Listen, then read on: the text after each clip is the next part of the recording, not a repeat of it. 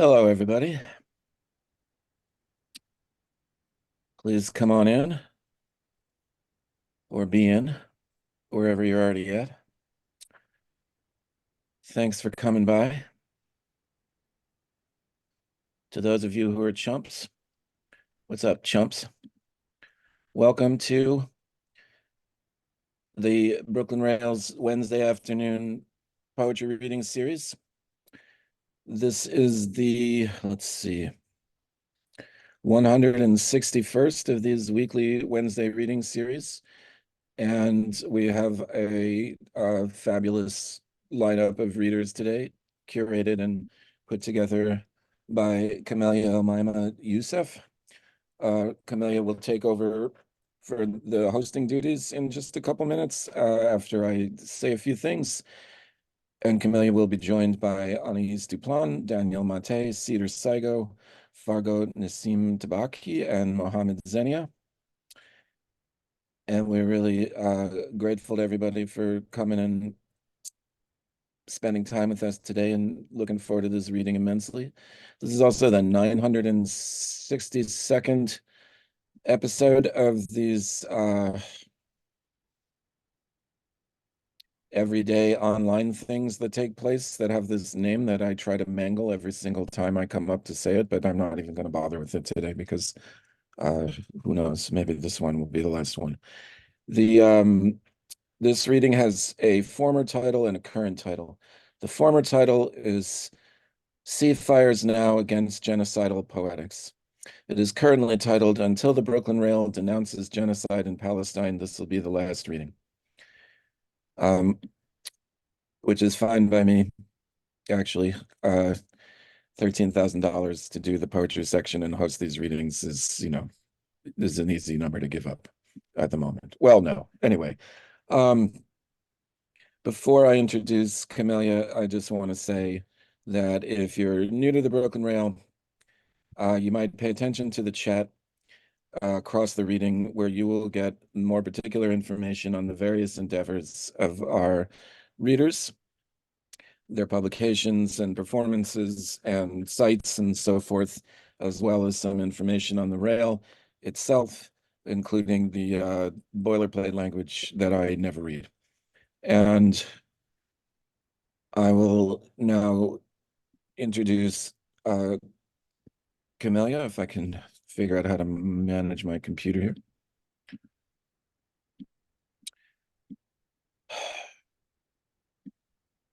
Hang on just a second.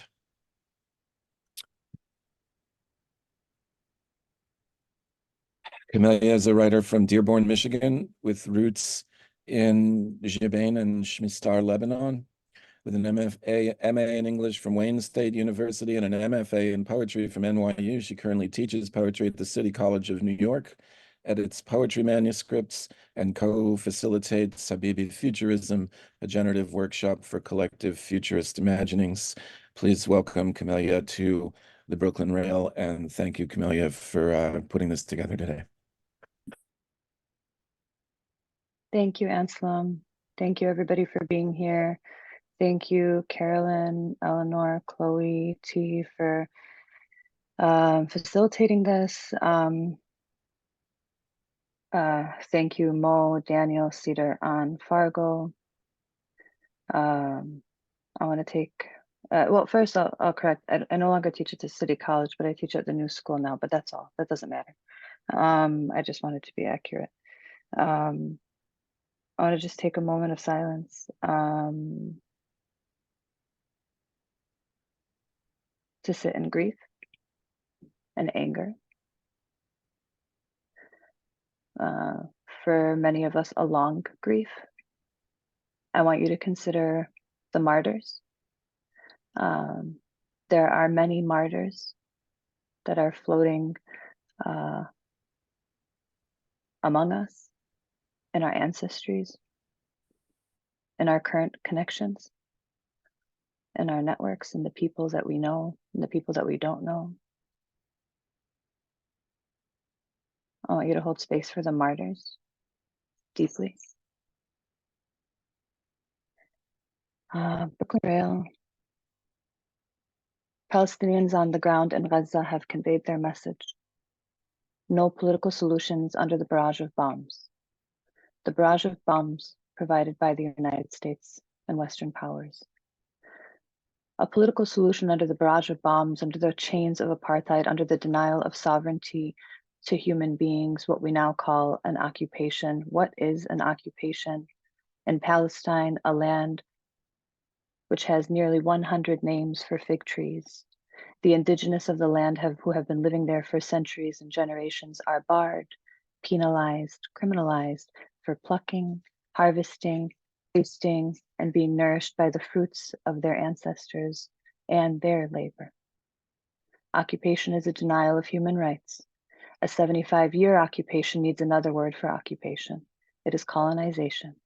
As M.A. Cedar writes, I am talking about societies drained of their essence, cultures trampled underfoot, institutions undermined, lands confiscated, religions smashed, magnificent artistic creations destroyed, extraordinary possibilities wiped out. I am talking about 67 days of war just now. 1,644 massacres committed by Israel in these past 67 days. 18,412 people killed in Gaza since the start of the war. 8,000 is the number of Palestinian children killed. 6,200 is the number of women killed. 300 is the number of medical staff killed. 32 is the number of civil defense workers pulling people out of the rubble with their bare hands and no tools and no bulldozers and no technology beyond their hands. Killed. 86, the number of journalists killed. 7,700, the number of Palestinians missing, mostly under the rubble.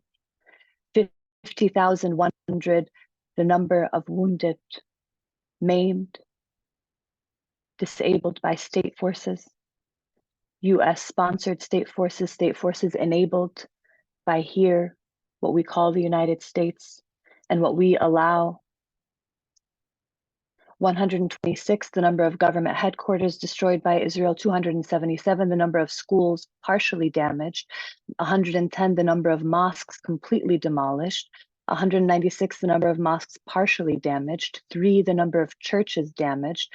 52,500, the number of homes units, 254,000, the number of housing units partially demolished, 250,000, 20,000 hospitals taken out of service due to Israeli attacks, sieges, and raids, 22 hospitals. 110, the health attacks, sieges, and raids. 102, the number of ambulances damaged because of deliberate Israeli attacks. This Brooklyn Rail is an ongoing genocide, institutionally justified, articulated as the eradication of a terrorist group. This is a political solution that is happening under our eyes. It is happening with our tax dollars, with our votes. It is happening with the lack of our resistance. Brooklyn Rail, since we as cultural producers have an obligation to truth, let me tell you some truth. Imagine a group of Brooklynites gathered, and 85% of them were orphaned due to state violence.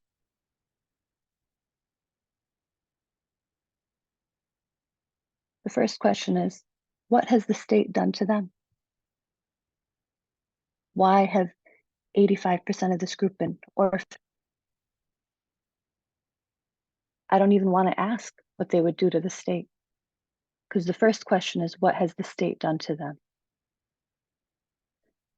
Can we as cultural producers and journalists afford to be ahistorical? To continue to engage empirical amnesia? We cannot.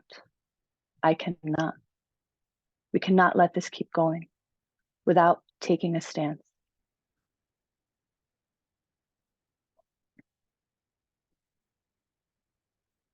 Israel is operating AI technology.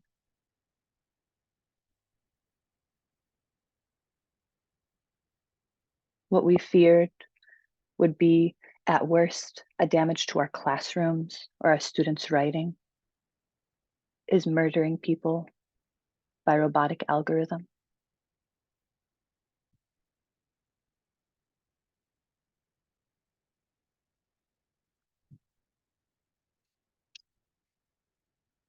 By remaining neutral, Brooklyn Rail, neutrality is a political solution. Any person and institution that doesn't take an active stance is taking the side of the nukes, the loot, the colony, the empire, the robots shooting guns at children. Every day, Brooklyn Rail, the numbers go up.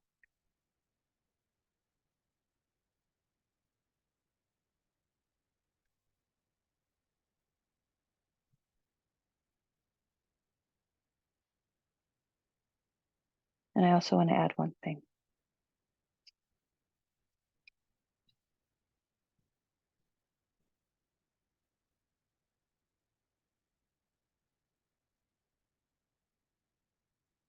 What they are doing now, they are doing with impunity. We know we cannot let impunity continue. We know we have to stand against police who shoot with impunity, armies who shoot with impunity. There must be reprimand. And as of now, without taking a stance on the ongoing genocide in Palestine, which has not just started 67 days ago, but 75 years ago and even longer as a colonial project, which many of us are the descendants and survivors of the victims of colonization and imperialism. Amidst all of this, the visions for futurism and for potential possibilities that Palestinians have been thinking through, writing through, archiving, are far more humane and generous than the atrocious political solution that we are in the midst of and that we must stop. Thank you to the readers.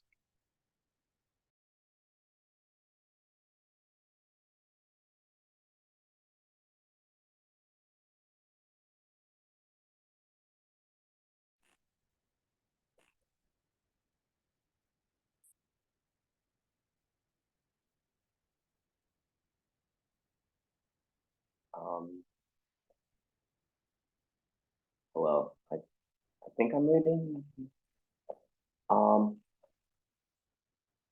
Hello. Thank you so much, Kamelya. That was a very beautifully put. I couldn't have said that better myself. I'm just sitting with the words right now. I think, yeah, just to reiterate, I think it is utterly shameful, the Brooklyn Rail's inaction and inability to make a clear statement on genocide and not to go further and enact cultural boycott and along with the demands of PACB, which many other organizations have signed on to this. I personally will not work with any organization that hasn't. I think that that's incredibly incumbent upon artists of all genres to do that. That is the bare minimum that we can do here in the belly of the beast. That being said, I'm just gonna read two very kind of short poems. Thinking through kind of also the connections between Black struggle and Indigenous struggle and how Black Lives Matter, the institutions kind of giving this lip service is very similar to land back acknowledgements in which they don't actually aren't committed to any type of liberatory politics, and it's honestly quite disgusting. So Here was a poem. Black History Museum. Young Jeezy never said selling your art would be so soul-sucking. What is the price for pain, for mediation or death? A body on file and say gone is worth $1 million. But justice, the reunification of anatomy to God, that all just feels like a pipe dream. Was Jeezy even informed by the inebriated ghost of Dexter Gordon robbing the dead that this is all that becomes devastation, destruction of the nation, to weather a storm? Did he know that Black people would regularly die on camera, then making Thug Motivation 101 that America could give a fuck? And if not, well, how do we tell them? Real niggas never cheat. These crackers are breathing in our tragedy, manifesting Ashanti becoming, singing spirituals in our slang. The allowance of non-being in this, a flood, lynched bodies mark the desert floor, a metaphor for loss and extinction. Art show opens in DC, retrospective about niggas having fun, focus Atlantic Holocaust like the other museum, just down the road. Political poem. In a political poem, someone gets shot in the mouth and the president of Harvard has an aneurysm. Cheers. After all, Black people are dying, indigenous people are dying, trans people are dying, people are hungry for joy. Fascism is rising, the border is closed, genocide is back in vogue. In a political poem, Israel does the darndest things, kills kids, bombs hospitals, shoots missiles point blank at history, grins at the UN like Biden licking a popsicle in front of a starving toddler. In a political poem, someone has to die and it always has to be the nigger. That's just how white poetics work. Wordplay of genocide, burned cotton, pine, dust, settler, Atlantic, Ashidi, Chicago, Shadim. Even Darfur has to endure an era of thorns. In a political poem, you love Black people dying and begging and being sad about it all, but fuck you. We're gonna do what needs to be done, even if Soho has to burn every week. The Gucci is free. In a political poem, the poet bravely writes during a bombing at the Ritz-Carlton in Tel Aviv, but for some reason the Palestinian always dies. In a political poem, the poet bravely says, rest in power, Rafi, but won't say martyrdom. It was Israel, the US, it was Biden and Blinken, Bailey Weiss's dumb lies. It was you and me in our nice apartment in silence in a Brooks Brothers suit. In a political poem, the poet hums the bloodline cadence that made Haiti spin the sun but would die had they actually been there. In a political poem, you acknowledge the land you bought in blood for $1 million, dollars on File Island. In a political poem, you gotta be like, no, it's everyone else is the asshole. In a political poem, you write like a suicide bomber, it's not political. In a political poem, you can see the skin of a missile under an ocean sky, but politics about love, dummy. In a political poem, you have to get a stegner, even in or especially if there's a body on file on your phone every week, every day, every hour. Your words are graveyard now. This is how the future was built. In a political poem, you're a Nazi spy. In a political poem, Stalin caught your eye. In a political poem, you look like Celine, acting Kanye and Marseille, burning an attic. In a political poem, there are no stars, and the moon is a CIA satellite teaching a low residency MFA program in Maine. In a political poem, you ask what are the options left when the power structure won't listen. In a political poem, you carry a gun. Thank you.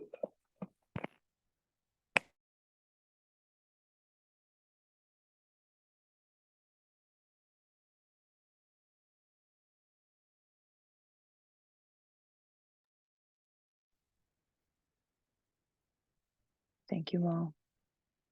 I'd like to welcome Daniel Maté. Thanks, Kamelya. Thanks, everyone. I might be the least clear out of everyone here as to what I'm doing here. I've never had any affiliation with the Brooklyn Rail, and I don't consider myself a poet, although one of the things I do professionally is I'm a lyricist for musical theater, which has some poetics to it. So, you know, I know how to sling a rhyme and tell a story, a character on stage, but I'm not, you know, my skin in the game is not about this institution or this particular community, but I take it as an honor that someone thought, or someone's thought, that I might have something to offer to this conversation. So I take it what we're talking about. And so I'm not going to be reading a poem. I'm just going to be speaking as eloquently and faithfully to how I see it as I can. And hopefully that'll be poetry enough. I take it that what we're doing here is trying to grapple with the implications of taking a stand and the implications of the stand we take by not taking a stand. And I've only done the most basic cursory research on the background to this call, but I can feel the weight of it. I can feel that something hangs in the balance for this community. I can feel that there's a fork in the road here, and to be invited to speak at that fork in the road, I don't take that lightly. So I read the editorial in question. It must have been the original one that came out, or the statement from the paper, and I think has already been alluded to. I found it severely wanting.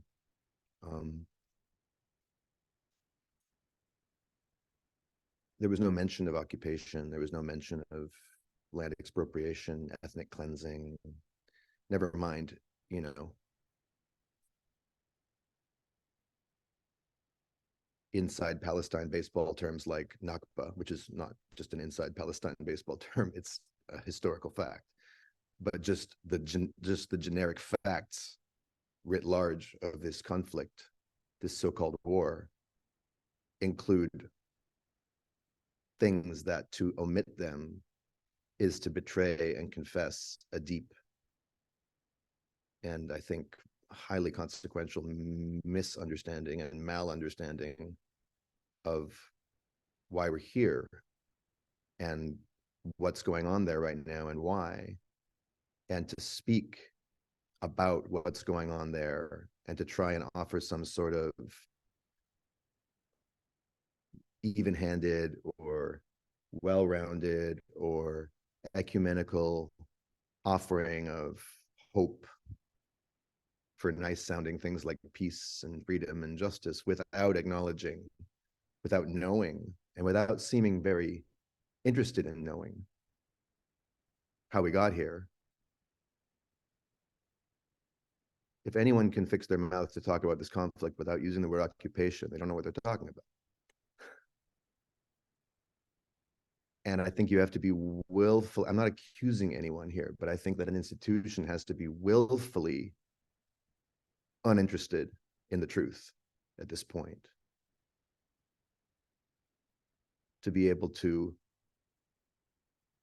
publish any statement that doesn't acknowledge the basic facts of the power disparities in this conflict,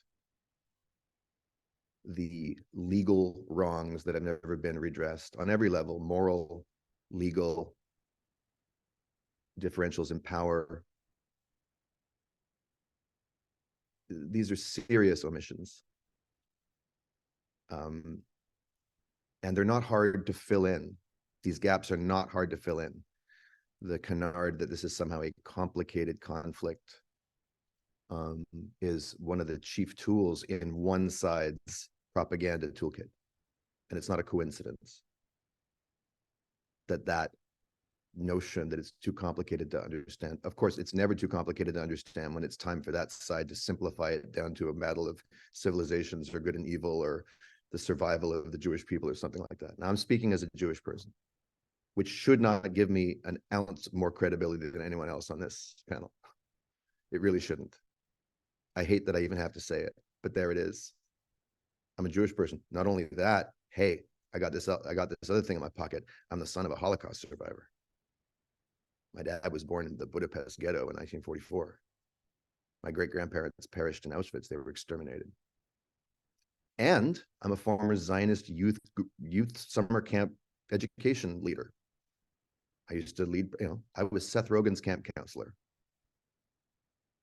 in British Columbia. And I was never a fervent Zionist, but I was a happy member of a youth group whose general thrust was teaching young Jews that Israel is the core of our identity and that basically mistakes happen and no country is perfect, but basically at the very worst, there's a lot of blame to go around on both sides. So I recognize the framing of the conflict that I saw in that editorial, in that op-ed, in that statement from the paper. So I guess I just want to speak to, I want to offer a good faith possible explanation for why an organization like this wouldn't take a stand. I want to steel man that argument because I could keep hacking away at it, but let me take the best case scenario and then let me hack at it.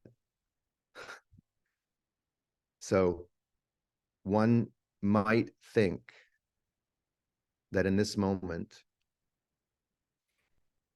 to stand in solidarity with Palestine is to stand in opposition to Jewish people. And to stand in opposition to what Israel's doing is to evince a certain kind of callous disregard for the feelings and rights of Israeli citizens and the feelings of Israelis and Jews all over the world in the light of the shocking events of October 7th.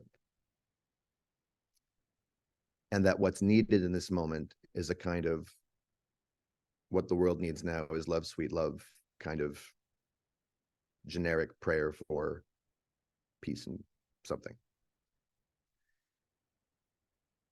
I don't have a lot of patience for that, but I guess I can get it, sort of. Here's the problem with it. There's a lot of problems with it. Israel is not Jews. Jews are not Israel. Despite its fervent insistence. On the contrary, Israel doesn't speak for me, doesn't act for me. It's got nothing to do with me, except a kind of complicated family lineage that one part of the Jewish family ended up over there doing that. And I'm over here, born in Canada, living in Brooklyn. But Israel does not speak for me. Joe Biden yesterday or 2 days ago at the White House Hanukkah party said, without Israel, no Jew in the world would be safe. And that's one of the most anti-Semitic things I've ever heard anyone say. That is fucking dangerous coming from the mouth of the United States president. And Israel wouldn't have it any other way. That kind of cynical weaponization and exploitation and almost stoking and encouragement of anti-Semitism so as to justify Israel's conduct and its continued existence as a supremacist state, which it 100% is. And if you doubt that, go look at the Israeli human rights reports from the group B'Tselem, which has declared Israel currently to be a Jewish supremacist state from the river to the sea. In actual fact, never mind the international human rights organizations who concur, Amnesty, Human Rights Watch, and so on. Which leads me to my second point. You're not supporting Israelis by equivocating and prevaricating and failing to call out Israeli atrocities. That's not in the interest of actual Israelis, no matter what they think. That country's caught up in a death spiral right now that could take it down and all of its citizens with it. I actually see, we talk about hostages from October 7th. Yeah, there's the Israeli hostages still held in the Hamas tunnels, whom the Israeli government evidently has no concern for whatsoever. There's ample evidence for that, both by what they have done and by what they haven't done. Then there's the hostages that Israel holds in its torture dungeons, the Palestinian men, women, and children abducted from their homes in the middle of the night with no charge, no trial, administrative detention, renewable every 6 months, never get to see a judge. Then there's the 2.5 million Gazans that Israel's been holding hostage inside of a open-air prison. What both the Israeli sociologist Baruch Kimmerling in 2004 and Giora Island, who's a genocidal maniac in the Israeli military, have both called a concentration camp, a huge concentration camp, in fact. So all of those people are hostages. The people in the West Bank are their own kind of hostages, but I also consider every single Israeli citizen a hostage of the Israeli government right now. And their lives were just brazenly exposed to huge danger, both on October 7th in terms of the response to it, but in the lead up to it. We know now Israel knew a lot about what was going to happen. And frankly, Israel's actions are not the actions of a government that really cares about the lives of its people. It's on some other kind of path. And it's a very destructive and nihilistic and lunatic path at this point. And it's not love to enable that. It's not solidarity to ignore that. It's not compassion to sympathize with the stories that justify and buttress that regime. What love and solidarity are, what compassion actually is the willingness to, with great love and a fierce commitment to justice, look someone in the eye and tell them the truth about the consequences of their behavior and to stop them. I did a debate with an active duty Israeli soldier on Instagram, which was one of the hardest things I've ever done in my life. And he started off by trying to charm me by telling me that I'm his brother and the Palestinians are our cousins. And what I realized afterwards was, if that's true, man, if you're my brother and they're our cousins, then I have to stop you, my brother, from killing our cousins and from torturing and decimating and poisoning our cousins and dooming all of the rest of our brothers and sisters to a future where they're going to be hated for what you're doing. So you're not standing in solidarity with Jews by doing that. You're aligning yourself with a destructive, self-destructive delusion that way more Jews than I'm comfortable with are under the grips of now. Not all of us, certainly, and fewer of us. But I'm disgusted by the mainstream Jewish community's response to all this. I'm embarrassed, I'm heartbroken. And it would be a betrayal of my love for my people for me to go along with it for 1 second. And I certainly don't want to see anyone out of some intimidated or cowed or any other kind of under duress sense of, oh, we've got to sort of please everybody, fail to call out what's happening. And if you want to know what's happening, it's not hard to find out. And if you'd rather find out about it from Jews, if that has more credibility for you, fine, you can start there. Go listen to Norman Finkelstein. Go listen to Ilan Pape. Go listen to Amira Haas. Go listen to Miko Peled. And check out many of us on social media who are doing our best to raise our Jewish voices and use our unearned credibility privilege to let you know that this is not how you save us. This is not how you stand with us. This is not how you redress historical anti-Semitism. And it may be scary. There may be consequences. I don't know what material consequences the Brooklyn Rail would be facing if it did the right thing. I don't know what's at stake. But there's a cost to not doing it too. And I think the solemnity of this call and the seriousness with which people are bringing this grief and this heartache that we started with, and thank you, Kamelya, for that, is testament to the mounting and unsustainable cost of trying to do what Howard Zinn told us a long time ago you can't do, which is be neutral on a moving train. So I think I'll leave it there. Thanks for having me.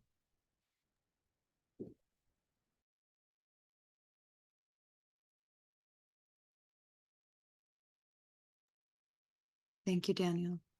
I'd like to welcome Cedar Sigo. Thank you. Excuse me. Thank you so much. Just want to thank all the participants. And it occurs to me that the most political writing that we could do right now is collaborative, I think. Just because when you're in that kind of idealized state of composition with two people or however many, you're really listening to each other, you're dependent on each other. And then if it gets to the state of like editing together, you're really strategizing together. And it seems really contagious right now. I'm not going to read a bunch of collaborations though. Let's see. I am going to read two new poems and two things from All This Time, which is my last wave book.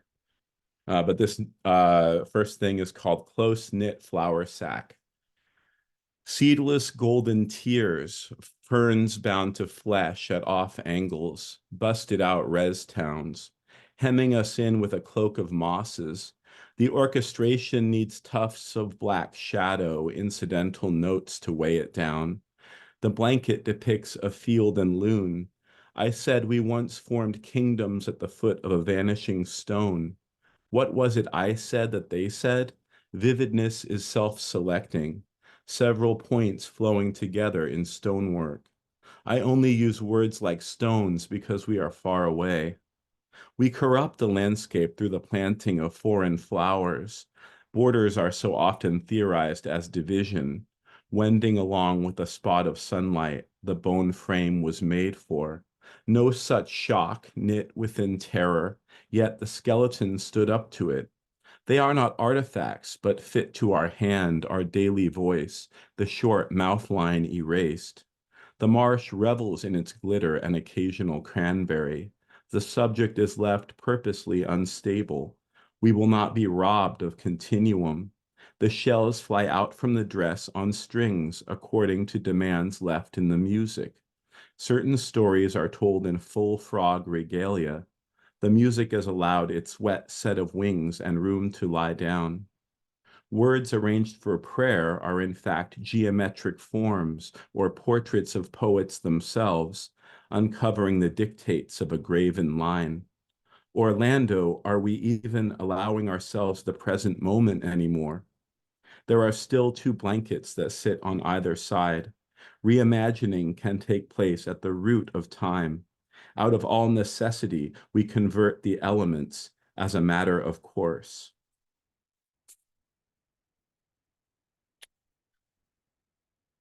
And yesterday we were talking about Diane DePrima backstage, so I thought to read this. It's for Diane, and it's called Struggle Itself. Just that piece of the poem you could hear, the groundswell, and written in such a way, numbered, left intact on the back of a flatbed truck, amplified, taking up space in offering out strategy with every form of art, stacking the trucks and sending them out. New music, new poetry, survival, courting the elements, divination to be reliably great, what is clearly my job. The impulsive, unending twist in hell, groundswells, sounds of film spinning on an old reel, sweeping up glyph-like tracks on a white page reproduced. Phones held close against the light, deranged pleas, hopeful songs, gospel noble truths, poems that we hold beyond our bodies, a joy we can keep ringing at eternity's fold, melted in the hot brick or crucible, as Audre Lorde would have it, that longest arc in the edges before they join. And this is called Old Money. Like death riding on top of the car, a cyclops peering in, cage handy, hallowed light split upon the main tower. Underneath, cashed homeless faces clenched and bloodied by oncoming new classicists who are in fact ciphers, gatekeepers, co-signers, he said, queens throwing the master's switch. Their powers dissolve like wet paint to concrete houses, dead sky blue. The mirror stained darker inside, occasional spray paint with silence and empty storefronts grinning, an orange light dying down the street too. And one more short poem for Diane. The first one I read for her, she was alive, and she enjoyed that poem. And this was written after she passed. This is called A Spiral and a Star. Driftwood, bright white, turns the flame blue at its base. Diane's slight shake and dry mouth. I watched her turn young again, and then a bit drawn and whimsical as we became reacquainted. Put to work at her bedside, transcribing tiny new revolutionary letters, dawn poems, snares that are set to explode across centuries, into further collapse.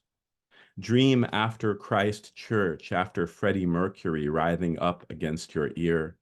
Turn heretic and teach me the changes, elated, deep in dream, where I might find you turning again, slender to the night. Thank you.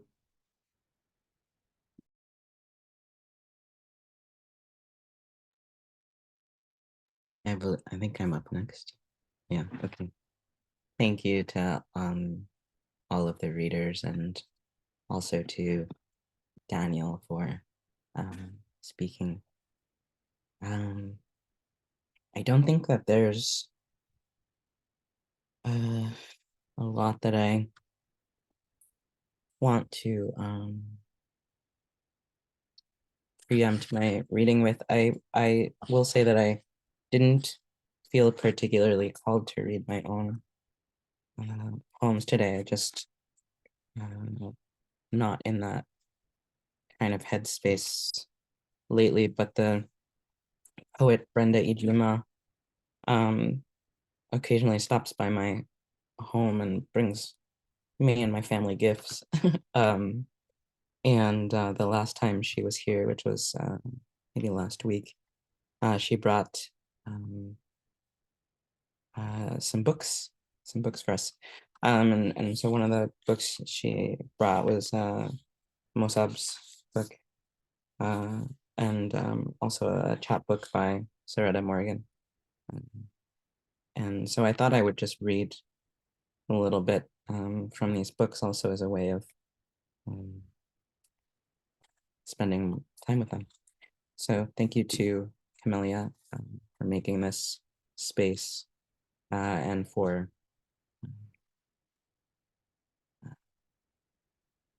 not creating this very necessary institutional push. And there's lots of things I could potentially say at some other time in some other way about how often institutions fail us at times like this, but as promised, I will just read. So this poem is called, I'm going to start with Mosab's book. And someone told me maybe it's free right now from City Lights, which if true is great. My grandfather was a terrorist. My grandfather was a terrorist. He tended to his field, watered the roses in the courtyard, smoked cigarettes with grandmother on the yellow beach, lying there like a prayer rug. My grandfather was a terrorist. He picked oranges and lemons, went fishing with brothers until noon, sang a comforting song en route to the Ferriers with his piebald horse.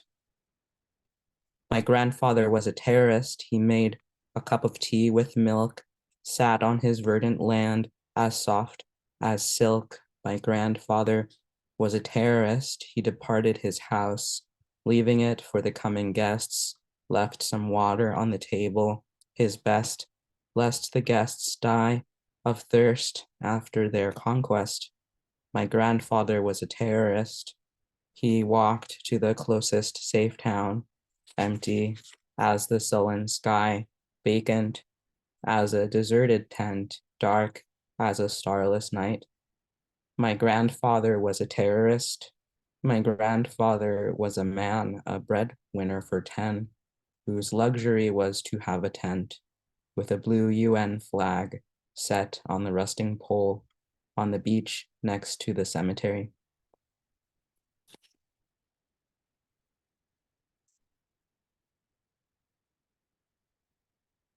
sobbing without sound. I wish I could wake up and find the electricity on all day long. I wish I could hear the birds sing again, no shooting and no buzzing drones. I wish my desk would call me to hold my pen and write again, or at least plow through a novel, revisit a poem, or read a play.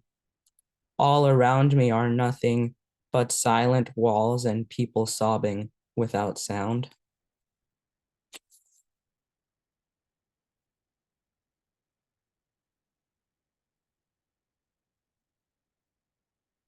There are these, if anyone doesn't have this book, there are these not illustrations, photographs.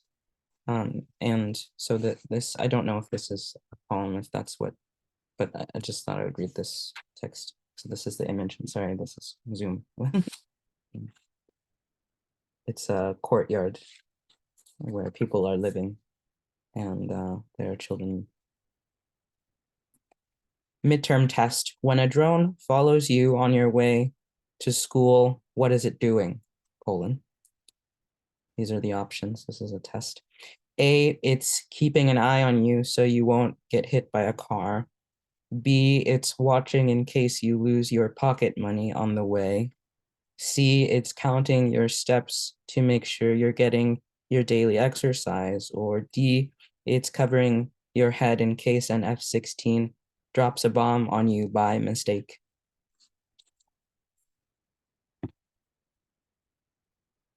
We deserve a better death. We deserve a better death. Our bodies are disfigured and twisted, embroidered with bullets and shrapnel. Our names are pronounced incorrectly on the radio and TV. Our photos plastered onto the walls of our buildings fade and grow pale. The inscriptions on our gravestones disappear, covered in the feces of birds and reptiles. No one waters the trees that give shade to our graves. The blazing sun has overwhelmed our rotting bodies.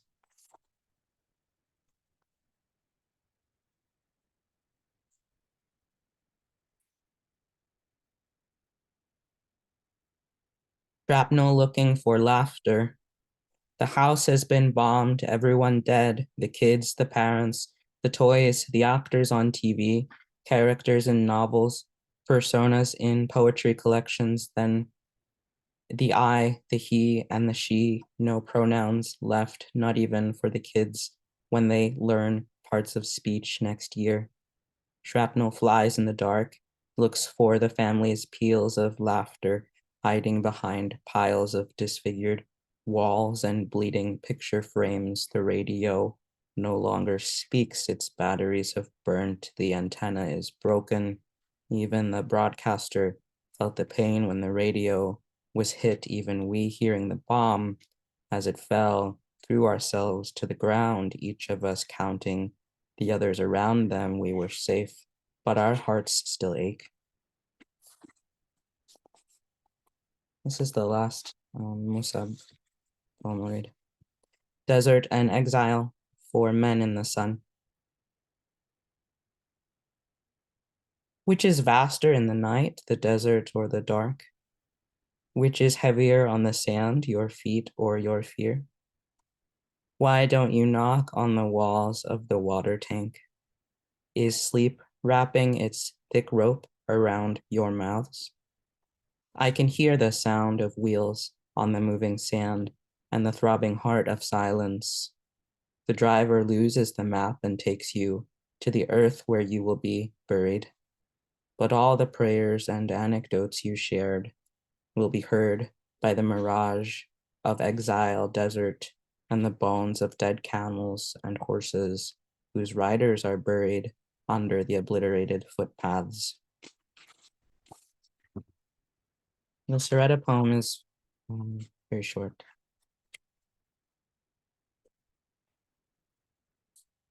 Called Room for a Counter Interior.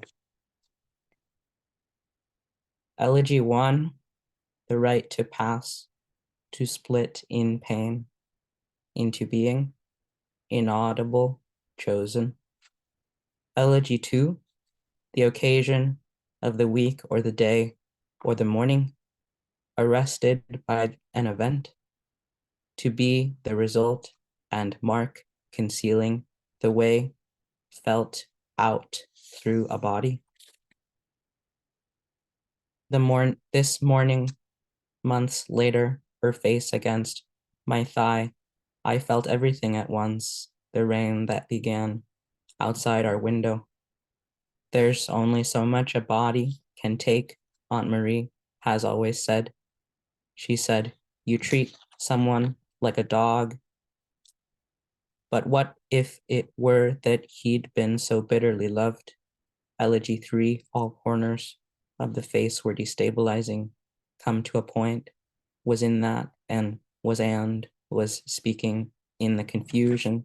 I felt a simple need to protect him. Elegy 4, inside, such things exist, wonder-going, delicate forms instead. Principle 4, horizontal window, a face run wild. My lover says, our love is not resistance, but a leap into the unimaginable.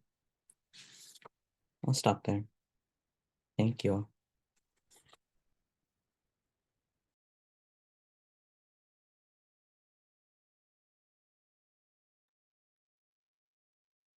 Thank you, Anne. Thank you, Musab. Thank you, Saretta. I'd like to welcome Fargo Nissim Tbakhi to the stage.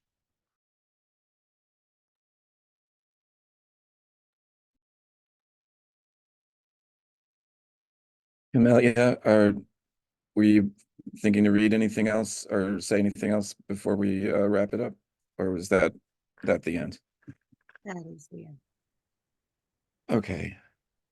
Then I'm just going to say a couple things before we do what we typically do at the end of these, which is open up all the mics and ask everybody to say hello and goodbye at the same time. For one, I want to, well, actually, the recording of this event, as with all of the readings and other talks, will be up on the Brooklyn Rail website in a day or two. Although I suppose we should ask Fargo if, or any of the readers, if they would like that, or if they'd like the reading to be not circulated for any reason, but it can be circulated. And this is not the first reading that we've had in recent months to address the genocide in Gaza. It is the first reading that addresses the Brooklyn Rail's editorial stance or lack thereof, though. So my preference would be for the reading to circulate, but I don't know that it's my call. Second, I want to thank in particular Carolyn Ferrucci for inviting Kamelya to host this reading, which was initially going to be last week. I was not going to be able to be there last week for health reasons, so I asked Carolyn to fill in, and Carolyn's the person I lean on the most artistically and in support of this series, and anybody who's not letting her speak for any reason is insane. I want to especially thank Kamelya and Anaïs, Fargo, Cedar, Daniel, and Mohammed for reading. If you all choose to not participate in Rail events going forward, that is, of course, understood and respected. I would also just suggest that what you can do by speaking, at least in the forums that are available for poets, may be as powerful, at least, as the decision to divest or to get rid of the rail. Not get rid of the rail, but I mean get rid of one's own relationship to the rail. I was director of the Poetry Project from 2003 to 2007. If I was director of the Poetry Project today, I would do, I think, all of the programming they do. But instead of signing up for Pack B, I would actually just want to open up the books and show the community where the money is coming from to support the plays and locate any actual funding that's coming from the state of Israel and talk about it that way. Now, it's not my call to ask the Rail to do that, but it would be an interesting thing to do. I think there's a big difference between a small press opening its books and a larger institutional organization actually talking about its money. And that said, I wish you all the best. Thanks again so much for this. I'm also sorry that it had to be to do. Yeah, I can't ask the Rail to do that, but there's one person who can make that happen. But we can all talk about it. The staff is pretty torn up. Anyway, thanks, folks. Can we open up the mics and let everybody have a word to say? Free Palestine. Free Palestine. Free Palestine. Free Free Palestine. Palestine. Palestine. Thank you, Kamelya. And Brooklyn you. Railing, Palestine. you're not too afraid to circulate this. Yeah, Brooklyn Rail divest. Thank you, everyone. Thank you for this Best. forum. Free Thanks, Palestine. everybody.